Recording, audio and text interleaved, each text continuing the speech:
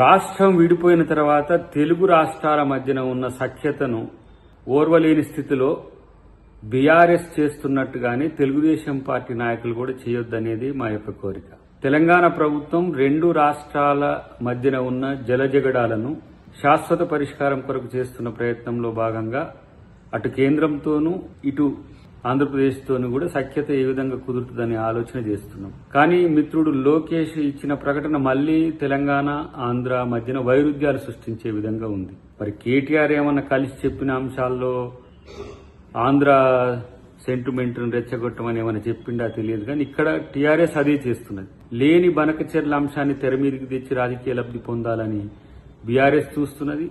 విషయం సద్దుమణిగి ఇరు రాష్ట్రాల మధ్యన సఖ్యత కుదిరే సమయంలో లోకేష్ ప్రకటన ఏ విధంగా చూడాలనేది ఇరు రాష్ట్రాల ప్రజలకు కొంత సందిగ్ధత ఉంటుంది. ఈ సందిగ్ధాన్ని క్రియేట్ చేయడం అంటేనే సమస్యను కొనసాగించడం. సో ఇక్కడ అంతర్జాతీయ జల వివాదాల సమస్య ఉంది, రాష్ట్రంలో ఉండే జల వివాదాల సమస్య ఉంది, రాష్ట్రాల మధ్యన ఉండే జల వివాదాల సమస్యలు ఉంటాయి. వాటిని పరిష్కరించుకునేందుకు చట్టాలున్నాయి, అంతకుమించి సిడబ్ల్యూసీ ఉంది, ఇంకా కొన్ని ప్రమాణాలతో కూడిన చర్చలు చేసుకునే అవకాశం కూడా లేకపోలేదు.